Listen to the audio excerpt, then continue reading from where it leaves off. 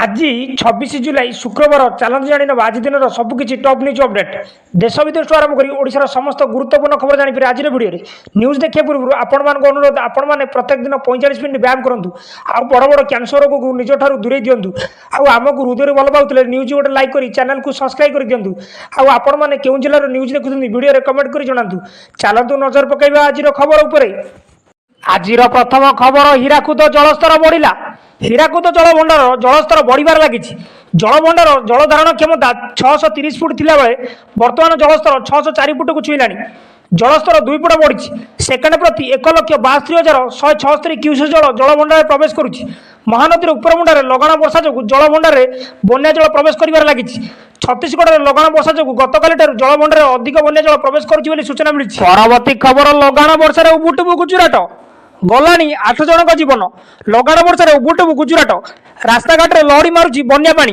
गतकाली लगाण वर्षा जो वृद्धि पाई नदीर जलस्तर एथिबे राज्य अनेक स्थान जलमग्न होई अनेक गाँ सह जोगाजोग विच्छिन्न होईछि एथिसह वर्षा और बन्या जो अति कम 8 जन मृत्यु होईछि 800 अधिक लोक सुरक्षित स्थान को स्थानांतरित कर अधिकारी मैंने सूचना देते सकाळु उभदरा सुरट भरचु और आनंद जिले में प्रबल वर्षा हेतु साधारण जनजीवन व्याहत होईछि एथिबे केतक स्थान में स्कूल और कॉलेज छुट्टी घोषणा कराई या व्यतीत केतक स्थान में रेल सेवा प्रभावित होता सूचना रही अंपटे वर्षा और बन्या जो फसी रही लोक उद्धार करने कार्यक्रम जारी रही लगातार वर्षा जो गुजरात सबुठ बड़ डैम सरदार सरोवर डैम 54% पूर्ण होता सूचना। परवर्ती खबर आहरी 4 दिन जाए पुणी वर्षा राज्य में मौसुमी सक्रिय थी विभिन्न स्थान में हालुकारु मध्यम धरणर और केतक स्थान में प्रबल वर्षा होगी 29 जाए राज्य में वर्षा लगी रही बोली भुवनेश्वर पाणीपाग केन्द्र पक्षर पूर्वानुमान कराई पाणीपाग वैज्ञानिक सूचना अनुसार मालकानगिरी कोरापुट नवरंगपुर नुआपड़ा और अनुगुल जिलार प्रबल अति प्रबल वर्षा हो पारे अन्यपटे कटक जगतसिंहपुर और केन्द्रापड़ा वर्षा हमार समान रही पाणीपाग विभाग पक्षर सूचना मिली। परवर्ती खबर लगाण वर्षा जो पुणे में जनजीवन अस्तव्यस्त 4 मृत गत 48 घंटा धरी लगाण वर्षा जो बेहाल महाराष्ट्र पुणे वर्षा जो जनजीवन प्रभावित होता बेले गमनागमन समस्या भोगुंट लोके वर्षा जो पुणे में विद्युत स्पर्श आसी 4 जन मृत्यु होती सेपटे लगातार वर्षा जो उबुटुबु होती मुंबई चेंबुरा रास्ता बन्या परिस्थिति सृष्टि होती मुंबई 7टी नदी मध्य बिहार नदी विपद संकेत प्रभावित होती लोके घर बाहर मुस्किल हो पड़े विद्यालय छुट्टी घोषणा कराई प्रबल वर्षा जो कड़कसला डैम खोल जाइए तलामुंडे मुलुमता नदी विपद संकेत प्रभावित होती डैम सेकेंड को 10,000 क्यूसेक जल निष्कासन कराई सहर तलियांचल लोक सतर्क रहा कहुई तेज पाणीपाग विभाग अनुसार आज मुंबई ठाणे पालघर और रायगढ़ में प्रबल वर्षा होगा संभावना रही मुंबई को येलो अलर्ट पालघर और रायगढ़ पर ऑरेंज अलर्ट जारी कराई सूचना मिली। परवर्ती खबर नीट पेपर लीक मामला सीबीआई बड़ खुलासा 60 लाख बिक्री होता प्रश्नपत्र नीट पेपर लीक मामला सीबीआई बड़ खुलासा नीट प्रश्नपत्र 35 लाख रु 60 लाख टंका बिक्री होता गोटे प्रश्नपत्र मूल्य 35 लाख रु 60 लाख टंका स्थिर कराइला प्राय 150 छात्र छात्री यही प्रश्नपत्र किणी जमापड़ी सूचना अनुसार बिहार प्रार्थी 35 लाख रु 45 लाख टंका प्रश्नपत्र मूल्य स्थिर कराइला बेले अन्य राज्य प्रार्थी 55 लाख रु 60 लाख टंका स्थिर कराइला तेज सीबीआई सूचना अनुसार बर्तमान पर्यंत प्राय 150 जन छात्र छात्री प्रश्नपत्र किणी जमापड़ी एमध्यु केतेक परिवार केन्द्र झारखंड हजारीबाग थिला बेले आउ केतेक महाराष्ट्र लातूर जिले थिला किछि प्रार्थी गुजरात गोद्रा एवं बिहार राजधानी पाटना में परीक्षा केन्द्र रही प्रश्नपत्र पाई 150 जन छात्र मध्य प्राय 80 रु 90 परीक्षार्थी भल रैंक पाई ना तेज एने सीबीआई तदंत जारी रही सूचना। परवर्ती खबर नाबालक गाड़ी चलाउथिले सावधान एणिकी गाड़ी जबत सह बापा मां विरुद्ध में रुजु हो मामला राज्य में बढ़ुवा बेपरुआ गाड़ी चलन तथा दुर्घटना को दृष्टि रखी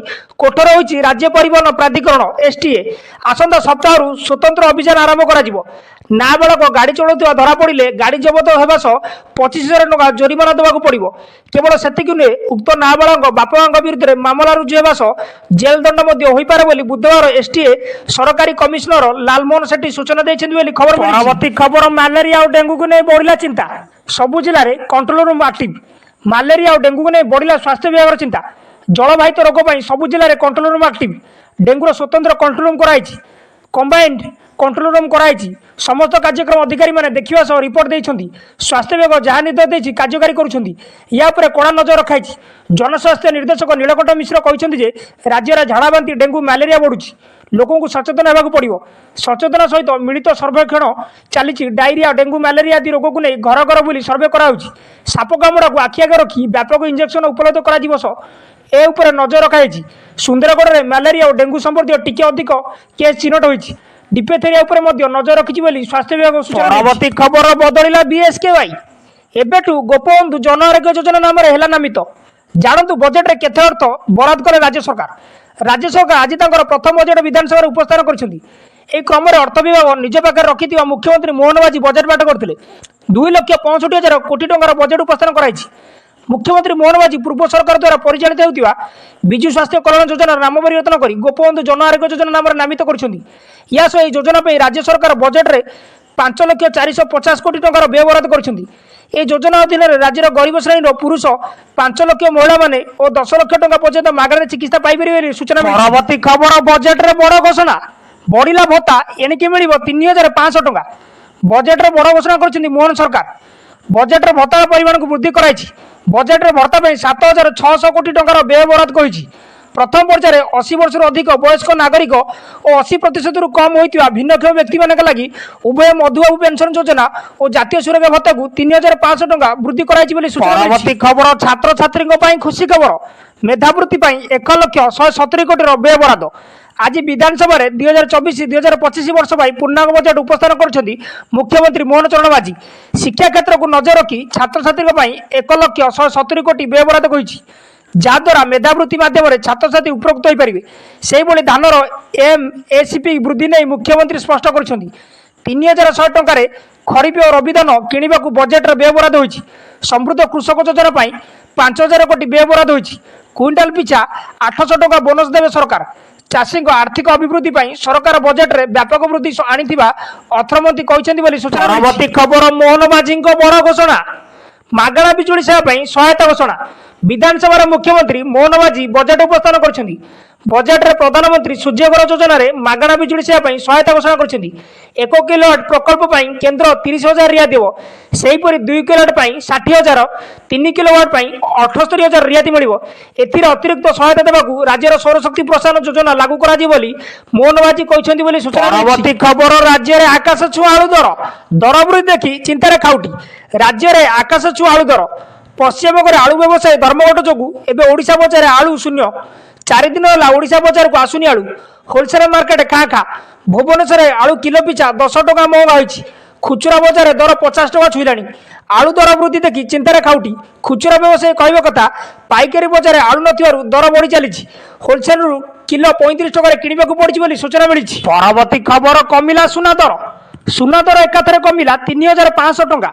भुवनेश्वर कमी सुना रूपा दर जो सुना प्रेमी मध्य खुशी लहरी खेली जाइए। भुवनेश्वर में सुना 10 ग्राम पिछा 3,500 टंका कमी। 22 कैरेट सुना दाम 10 ग्राम पिछा 66,500 टंका थिला किंतु एबे यह 64,000 को खसी। रूपा किलो 5,000 टंका ह्रास पाई 90,000 पहुंची। तेज सुना रूपा आमदानी शिल्प 6-7 लाख ह्रास होता जमापड़ी।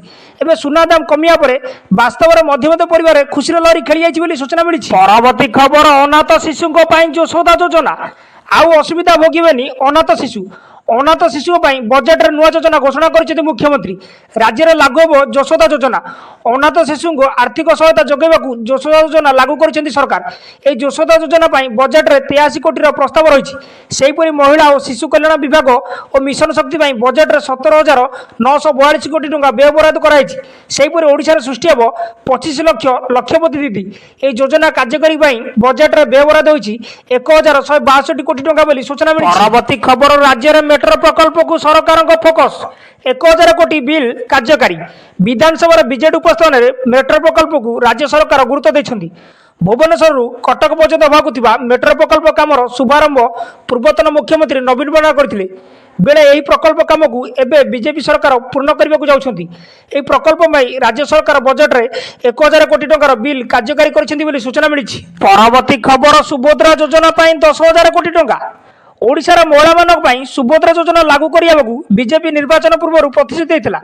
या कार्यकारी करने मुख्यमंत्री तथा अर्थमंत्री मोहन चरण माझी बजेट में 10,000 कोटी टंका व्यय बराद कर महिला स्वयं सहायक गोष्ठीर सदस्य मानक शिल्पपुंज प्रतिष्ठा उत्पादित द्रव्यଗୁଡ଼ିकर प्रचार प्रसार पर 2027 मसीहा सुधा 25 लक्ष लक्षपति निधि सृष्टि करने को बजेट रे 1162 कोटी टंका व्ययबराद होती। खबर केरल में निपा भाइरस संक्रमण में जड़े मृत।